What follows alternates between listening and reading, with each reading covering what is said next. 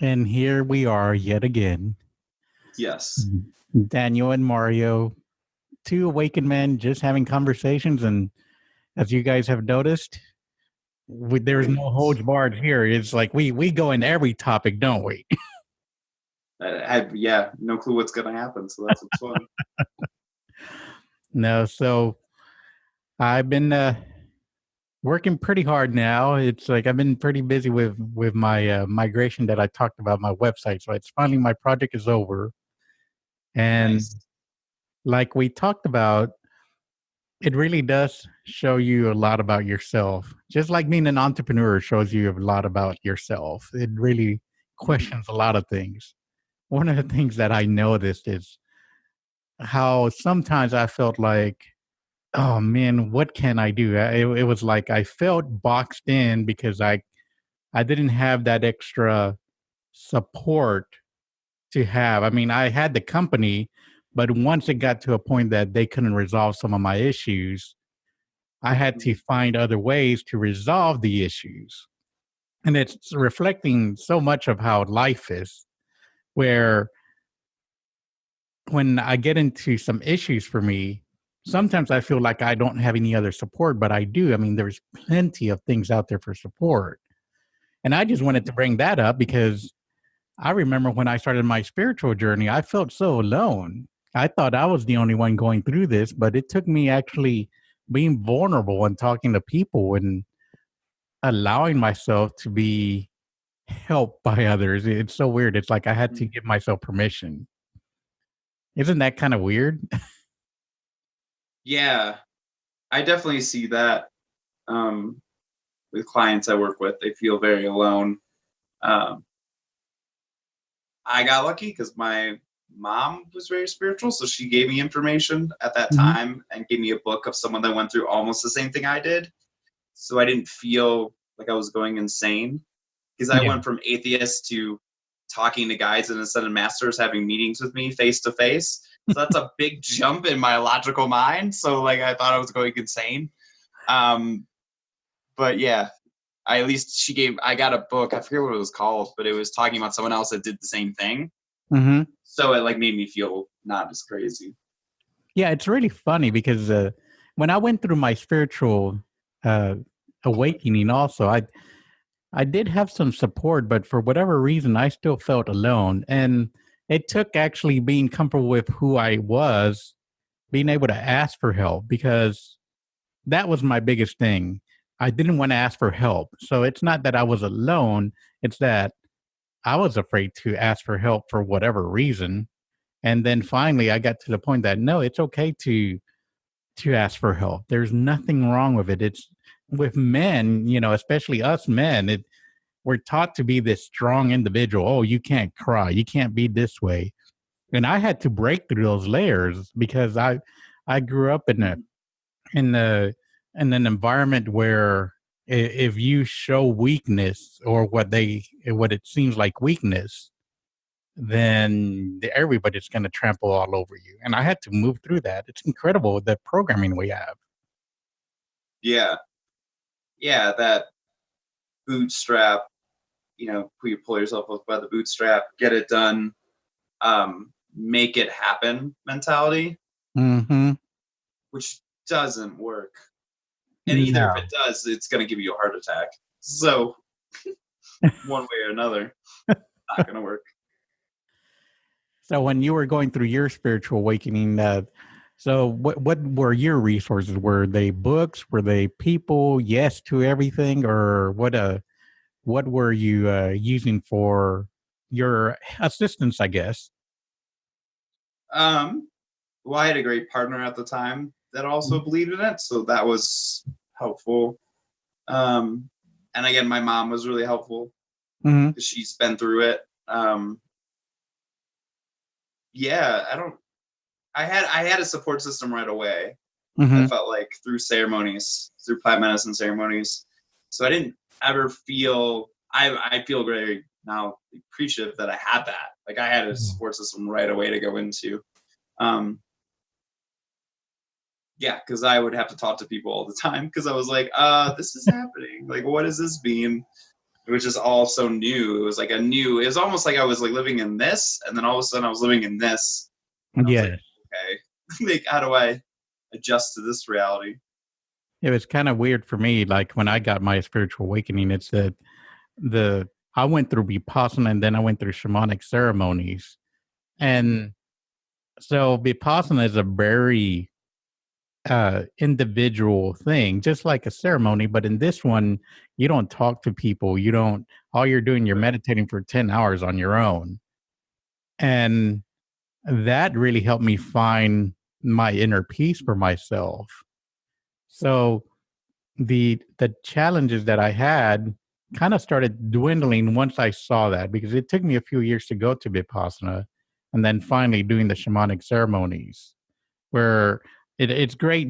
That's one of the big things about doing this with someone or with a group of people, because you begin to have a community, and community is what helps us move along, especially in our society right now where we're all individuals. I mean, look at everybody on their phone. Everybody's on their phone, and that's all they think the world is. It's kind of weird like that. Yeah. The lack. I mean, I'm very into connection. The lack of heart-centered connection is what creates the lack and the fear, and really people's sense of not feeling safe, which is really just lack, which everything comes down to. And it's because we're not like connecting. No one's touching each other. No one's looking each other's eyes. No one's just giggling on the floor. Like no one has enough time to connect, which is what they really want. Like they don't know that's what they really want, is to be like held for 3 hours. They think they want to have sex, and then they want to make it fast enough so they can go do their thing and watch Netflix, and then they can wake up in the morning and go to the job they hate, right? And it's so interesting that the lack of intimacy is scary to me, because that means I'm going to be living in a less safe world, because people are going to not be connected to each other. Yeah, and intimacy can take so many different forms. It's like, there's different definitions. That's why, like, for me, intimacy is not just the physical act. To me, intimacy is more like allowing yourself to be safe in a space where you can be whoever you want to be, and there's no judgment around it. Right now, with the way the world is, it's like you say intimacy, and everybody automatically goes into, oh, well, it's just sex. And no, it's not. There's a lot more to it. Yeah, definitely. I mean, I just spent almost Thursday through Monday pretty much in another world. Like I was just in community. I was just with really, really magical people that would let me be whatever. And like, that's what community brings, right? That safety of like being completely yourself and feeling just constant love, right? You think survival is how much money I have in the bank account, but really it's how many awesome people I have around me. Because you're going to be able to survive anything with a great knit tribe, right? That's the idea, and that's where safety comes from. But the male side of us is just be like, let's create independence, and I'm going to create enough prosperity where then I'm going to feel safe, even though that can be taken away in a second. And it's so community too, but it's much harder to take away a full community from you. Like that's, the other part about community also, it's people, and usually even if they moved away, you can have another set of people. Right. Yeah, exactly. And just from that state of feeling supported, like in a family type atmosphere, that helps you to progress forward, and to be yourself, because they usually give you permission. Mm-hmm. That's the funny part. That I remember I went to a sound ceremony, and it was the first time I heard the words. It's like, give yourself permission, and when I was, and I can't remember the rest of it, but I remember give yourself permission. I found it kind of funny for myself, because once he said that, it's like, oh yeah, I can do that. It's like I had to allow myself to be in that space. And it was, I started laughing and I go, it's like, wow, it's like we even have to allow ourselves and give ourselves permission because we're restricting our own selves.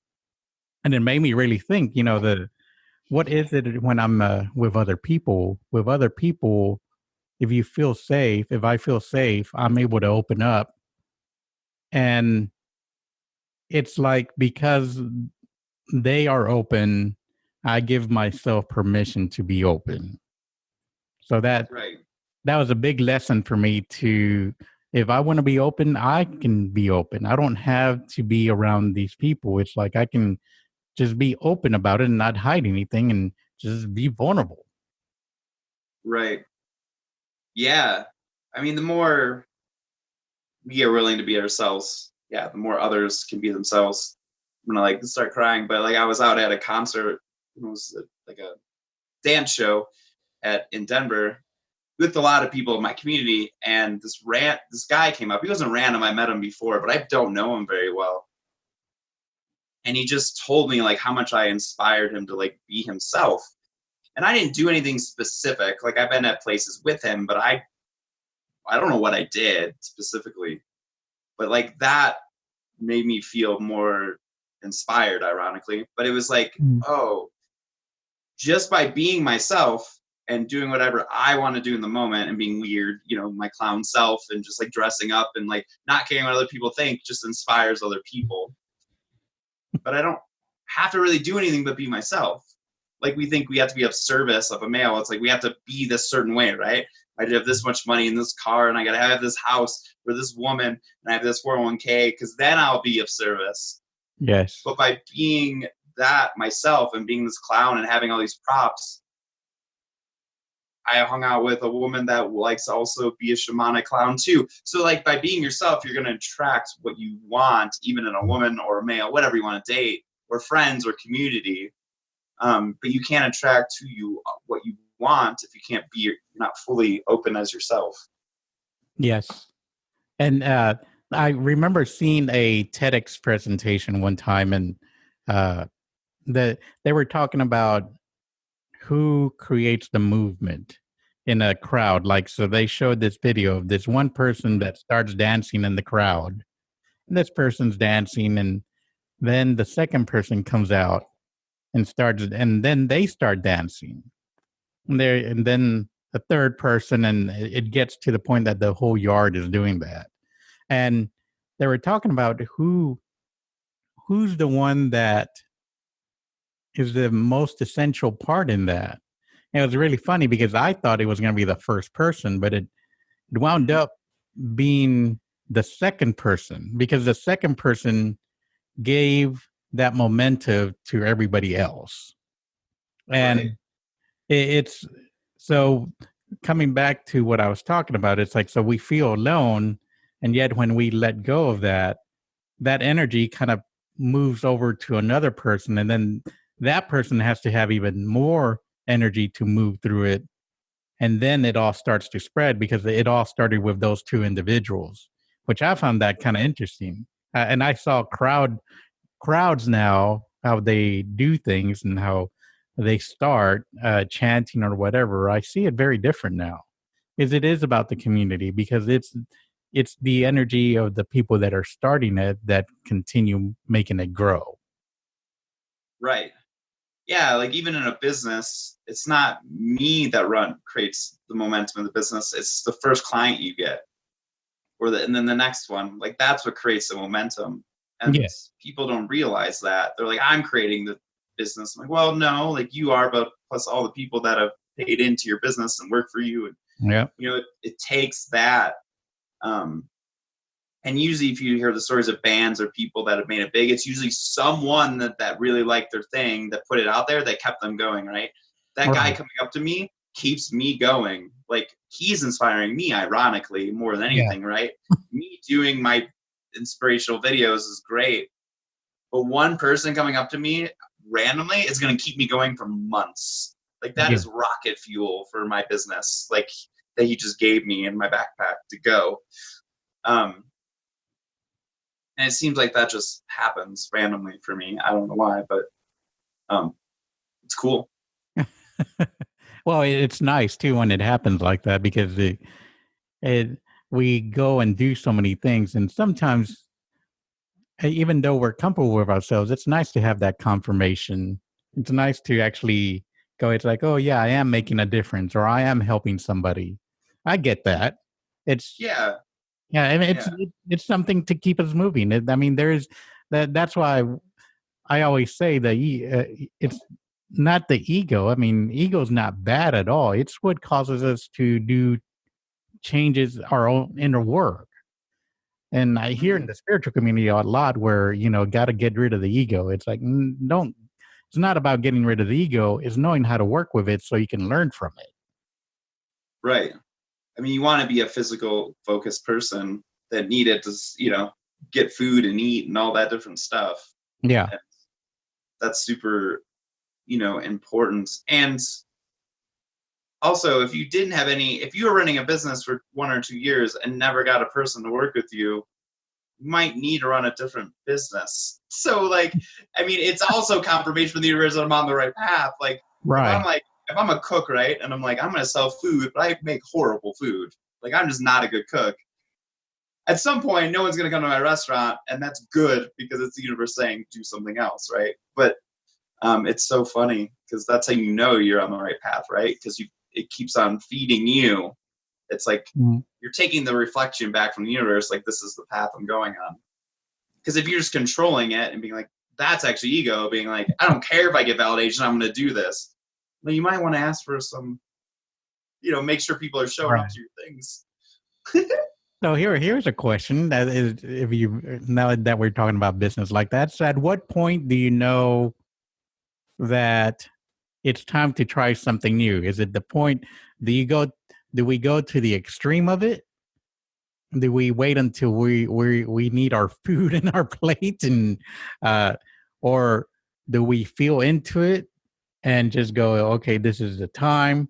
Because I've gotten asked that question, and my usual answer is, there's a certain point that your gut knows, your feelings Mhm. can tell you. And I was wondering, what is what do you use to kind of figure that out? Is the gut also, or do you see other signals out there, or what do you use, Daniel? Um, well, I follow my excitement and I know in my passion.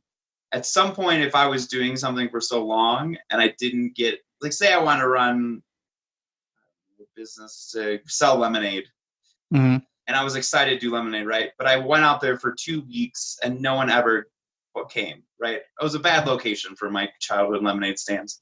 Right. At some point, it wouldn't be exciting to go out anymore. I wouldn't want to go. Like, it wouldn't be exciting, right? Like, I'm like, well, I Mhm. tried it, but it's not exciting anymore. But it's exciting to move my business somewhere else or try to sell cranberry juice. So I'll follow that excitement. So by not getting any, like, if you were like, I want to build websites, like for you, and then you never got a client, it would be exciting to run a website business. So somebody you'd be like, this Hmm. sucks. And probably you need to do something else for a while to reconfigure what you're doing. But Hmm. what a lot of people do instead is they keep on pushing. They're like, my business, I have no clients, so I'm going to keep on struggling and doing this thing that doesn't fulfill me to make it work. Like, they're like, but really, you need to go dance for 2 days probably in the woods, and you're going to get some download about how to do your business, and then you're going to come Yeah. back and be excited again, right? Yeah. So following that excitement to me is like or passion is like a foolproof plan, really. That really is one of the major things. We get so caught up in the, oh, I gotta, this has to be successful, because we're, at least with me, it's like it could be a failure. It's like, oh my goodness, it's a failure. And luckily, I've managed to handle failure a lot better now. And now I see failure as a lesson. It's not, Mm-hmm. I didn't fail. It doesn't reflect anything. If I fail on something, it doesn't reflect on me. It's just what I was doing at the time wasn't working. Right. So I adapt and I change. And I love using that word a lot. It's like I do adapt and I change now. Before, I was one of those people that would just push, push, push. This is not working. I'm going to try again. It's like, oh, I'm going to try again. until finally I was just exhausted, burn myself out sometimes. But definitely those breaks in between are very essential. Now I sit back and I refocus. Sometimes I just take a whole day off and go, it's like, you know what? I need to step away for a while. Yeah. Yeah. And it's just that energy of, being able to step away and get out of the trees. You can see it differently. Like, we need that break. Like, we need different things. And especially in the new level of consciousness that we're moving into, like, if you can't feel it, you're just not moving with it, but it's happening. Like, things are getting way more magical and less fluid. Things are gonna be created so much less linearly. Like, you're gonna have to go this way, follow this excitement to this event, meet this person. They're gonna have the idea for your business, and then you're gonna go back and do it. Like, it's not gonna be like, I'm gonna do a bunch of research, I'm gonna struggle all night, I'm gonna work 100-hour weeks to create this thing. Like, that's old. Like, that's just like, yes, it's not abundance based, it's very lack based, and it's based on fear. You're basically running your business from a fear standpoint. mm-hmm. And that's what a lot of people do, and it's not sustainable.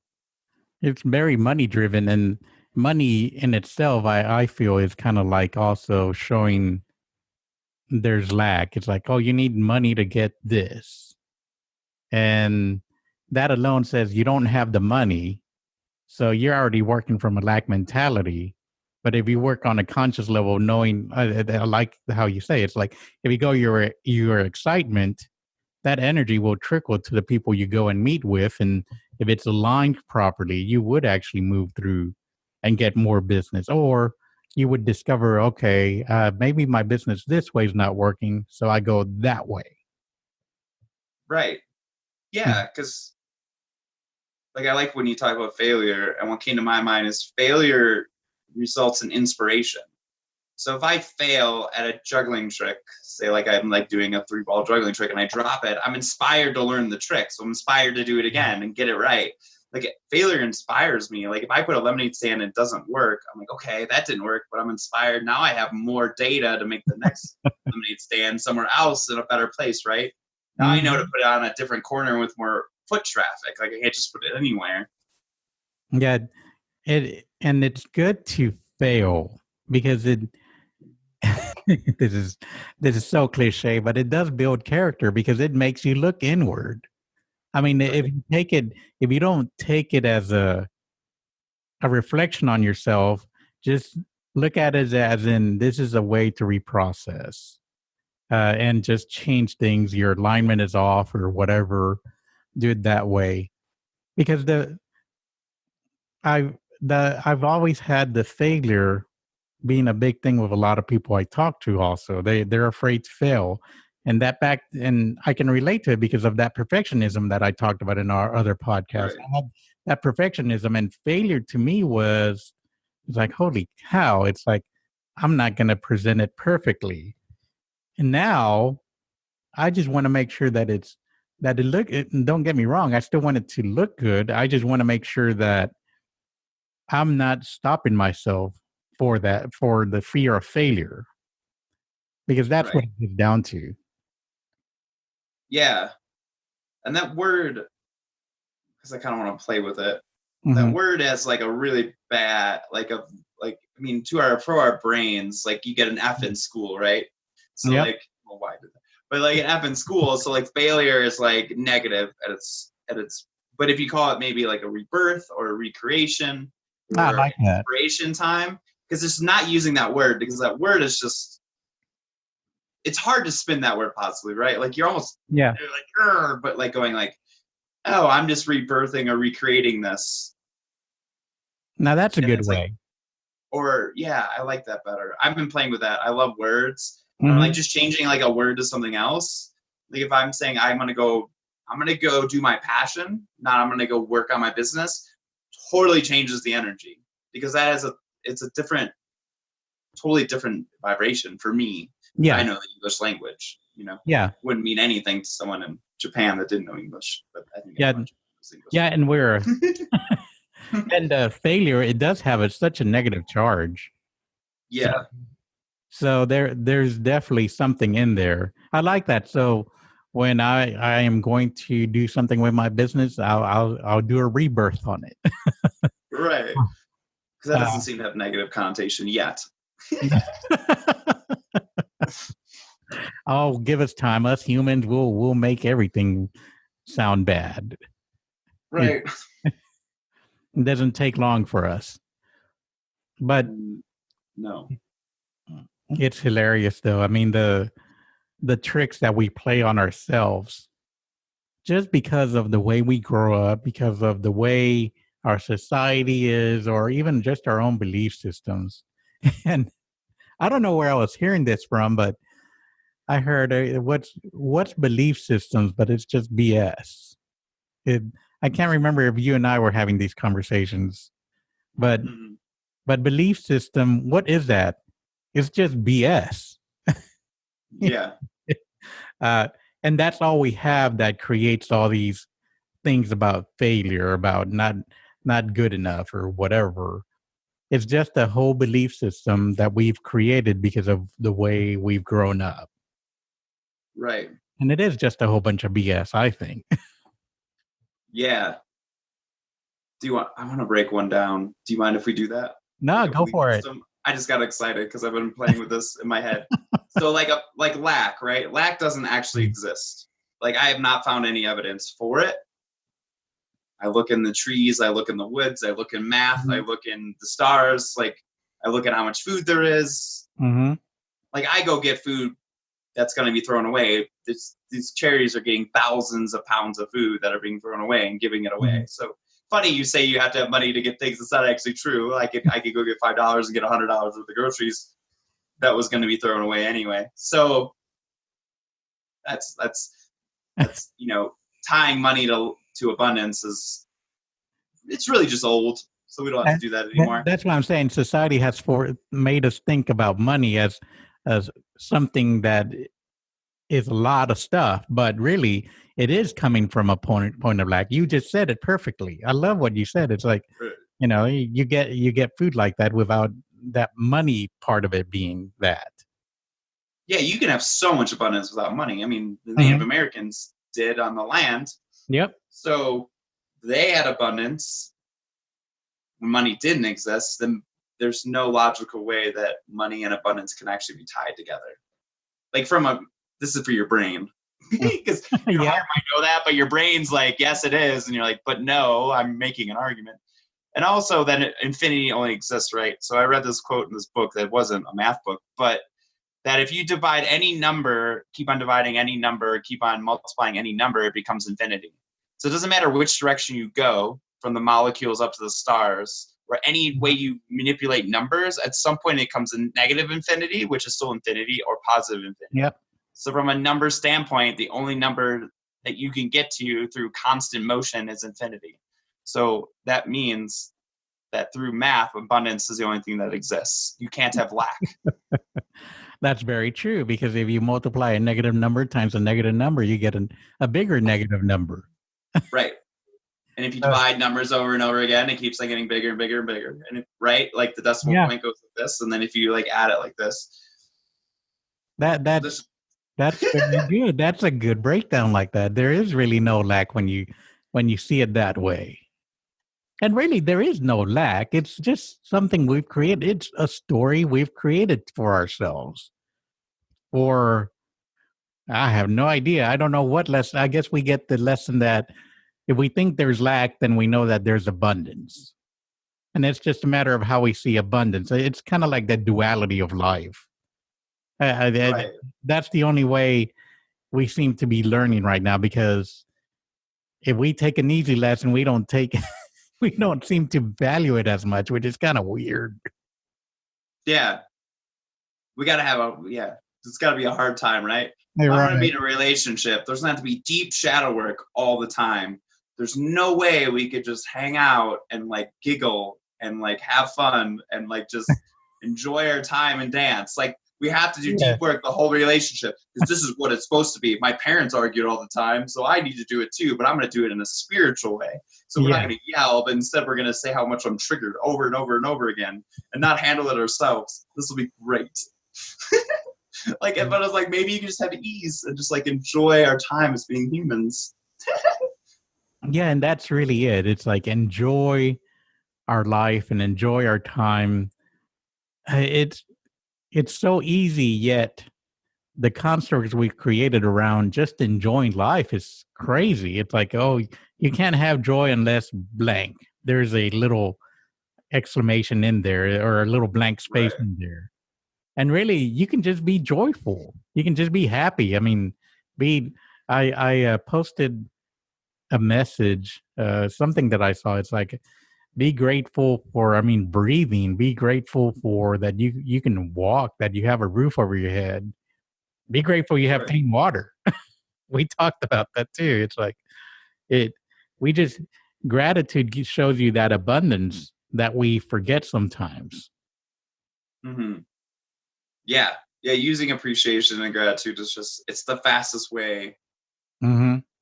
to enlightenment or whatever you want to get to, or abundance. Like, Yeah, it's just so easy. whatever. Yeah. Do it for 30 seconds. I guarantee you'll feel better. Yep. Like, if I'm I woke up today kind of in a weird place mentally. I'm like, all right, I'm just going to go take a bath, meditate. And I got a little while to feel what it is. I'm like, oh, this is just lies. And then I just started appreciating for like a minute and I felt better. And I'm like, oh, right. Like, that's how easy this is. Like it only takes a little bit of focus to like get myself out of the hole. So yeah, because we get depressed, and usually depression, to me at least, seems to be because we feel we're lacking something. And I feel that's probably the most important time to look at the abundance of what we have around us. I mean, because at the point that we think we have nothing, we actually have it all. I mean, we're living, which, right. and some of us are, with partners, and some of us are not with partners. And I mean, but we still are alive. We still can breathe. I mean, those are the little things that we take for granted, that we don't realize because our brain has already automated all of that. I mean, even for some people, it's like, even for us, walking should be something we should be happy for, because there are some people that can't walk. And I mean, those type of gratitude things, the little things that we forget about, I think should be some of the most higher priority things that we are happy for, at least for me. Yeah, exactly. And it just takes some focus of your mind. And if you want to use your mind in the correct way, it's just an appreciation of the moment machine. It's not meant to figure anything out. It's just meant to appreciate. Right. Like, your brain is not meant to figure out the future. It's not meant to analyze the past. It's just meant to appreciate and know what you need. Like, I need food now. Okay, I'm looking at the food. Cool, I can eat it. Like, that's... Yeah. I'm looking at croissants, so I'm going to eat them after this. But, like, but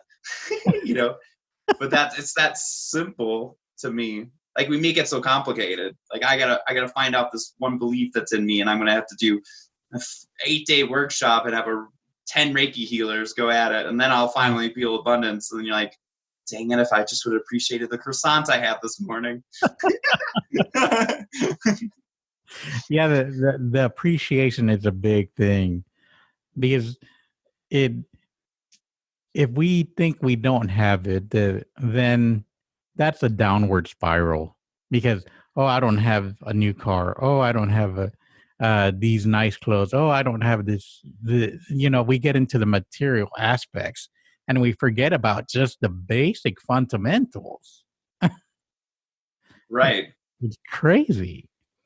And really, comparison and envy, right? Mm-hmm. From like a Bible perspective, is what's keeping people in lack. And Facebook and all these different things is not helping, because you used to only have like 4 neighbors to be envious of. Now you have a whole freaking feed of people to be jealous, right? That person's on a trip.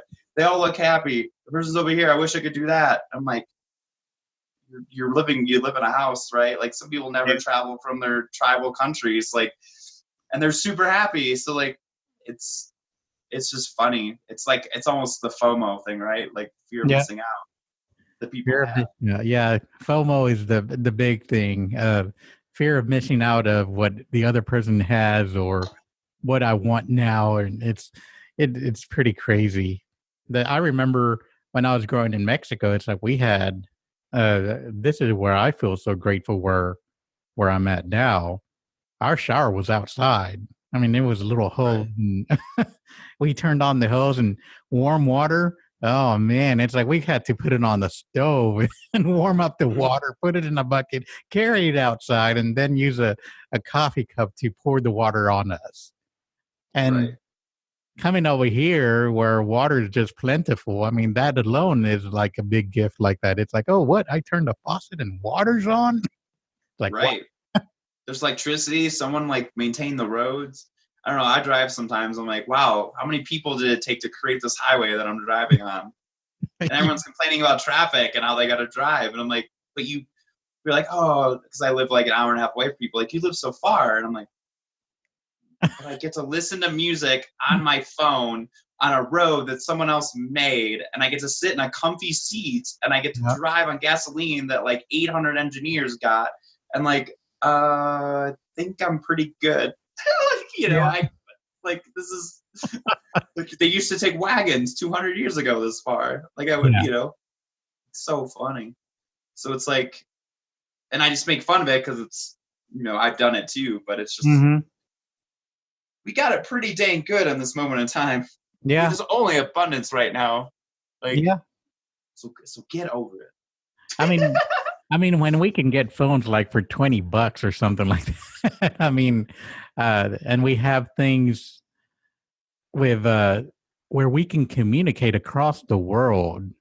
You Yeah. were talking about the bad things about social media. Everybody, one of the things that I do want to get out there is tell people social media. Most people will always talk about all the happy stuff that they have out there, Right. but not a lot of people will talk about the bad stuff they're going through. And social media, that's why if you're judging your life based on social media, I say look again and don't use social media as the metric. Use your life around you and see the things about you that are very, very nice to have that we forget about. Because social media is all about lack. It's like, because people are showing what they have. So they're Right. wanting you to see them and for whatever reason, but as you see them, don't think, I should be having that. It's like, wow, that's pretty cool that person has that. Be grateful for that because Right. that person is having joy out of that in whichever way it is, whether it's warped joy or whatever, but it's joy. And we're human beings. We're allowed to have that in ourselves. We're not these perfect souls that we have to be. I mean, we are so in a human experience. I always Right. want to say that. So enjoy the Yeah. humanity. Yeah. And yeah, that comparison thing is so weird because which comes from the Facebook and looking at all those things. Hmm. Because there's no way that we could have been all choosing a different theme for our lives from the beginning, and we're going through a certain experience that's in our highest good that has nothing to do with the other person. So like to compare is thinking that like what they have is going to be better for us, which it Yeah. might not be. Like Mhm. if you're really addicted to drugs, probably millions of dollars is not good for you. Like No. probably if the universe took all your money away, it'd be better for your highest good, right? While Yeah. for someone else that's in a really poor debt place, getting $1 million if they were grounded would be great for them. So like what's good for someone else is not good for not positive for another person. No. And No. yeah, so comparing is just it's a waste of time. Yeah. Comparing is probably the biggest one that social media has really pushed forward. I mean, in Instagram, you have actors getting paid to advertise some product or something. I mean, it's already being used as a marketing platform. So if we can keep that in mind when we're looking at the social media, there's people getting paid for some of this advertising, all the ads that you get on Facebook and that kind of stuff. some of the Instagram accounts, some people get paid to talk about this. Bloggers on YouTube, I mean, some of them actually admit it's like, I got paid to do this review. And it's just a big marketing campaign out there in social media. But be happy with yourself. Be happy that you can connect with them. Be happy that you're connecting with us because of YouTube. So I mean, there's a lot of joy, a lot of things to be gratitude for, to have gratitude. Yeah. Exactly. And the more you disconnect from those things, it's actually easier. Yeah. And going on Facebook is it's taking out a lot of energy that you don't need. I mean, waking up each day. Do you want to do the challenges? Yeah. All right. So yeah, we're wrapping it up pretty close. So yeah, let's go ahead and. It sounds like you have a good one here. So let's go ahead and hear that out. Yeah, I mean, we can keep it going. It was coming up in the moment. So yeah, like not looking at Facebook or not looking at social media for the first 2 hours of your day is so crucial to keep your appreciation vibration, if you want to say everything, at a higher level. Because going into that, one, you're getting into other people's business, right? You can't even connect with yourself. And you'll feel so much better just with that 2 hours of starting your day. You'll be like, oh, I have coffee and I have my breakfast or whatever you do, or, in the morning, but not checking emails and stuff in the morning and sneezing instead. That's always a good challenge for all my clients. I always try to tell them to take some time off from social media because it is a very big thing. For me, that one of the challenges, especially after everything that we talked about today, I feel for them, so they do your challenge in the morning. I give them the challenge in the afternoon. So 2 to 3 hours before they go to bed, turn off the social media, turn off the TV, or turn off the radio or whatever. Look around your house. Really look at it, your apartment, condo, or house, or whatever you're in. And really look at it. And look at if you have a TV, give gratitude for the TV that you could have it. Give gratitude that you have a sofa. Give gratitude if you have even just a chair, not even a sofa. Just give gratitude of this place that you have where you can stay out of the elements. Because there's people out there that don't have that. Just imagine if they were in this situation, how much they would appreciate having a roof over their heads. Right. If you have carpet, it's like, wow. It's like, we have carpet. Yeah, we got to vacuum it all the time and clean it. But hey, it's it's a warm, cushy place to walk through. Lots of things to have gratitude for. And we always give gratitude for you guys listening in to us. And thank you so much. Thank you so much. As always, subscribe to our channel. Give us a thumbs up if you can. It's a little thumbs up, that looks like that. Yeah. They're giving visual demonstration like that way, and that way. See, there's 2 ways. Do that. And of course, we always welcome comments, good ones or bad ones, because we like them all. So anyway, yeah, thank you so much. Daniel, you have any last words here? No, I think, whoever watches, I'm super grateful, and I love doing this, and love speaking, and it's healing for me, and I just appreciate, especially my tapestries that I can see through my thing. I appreciate those. Yeah, my head kind of blocks mine right here. So, but anyway, thank you everybody for joining us, and we'll see you next week on the Awaken Men podcast. Goodbye.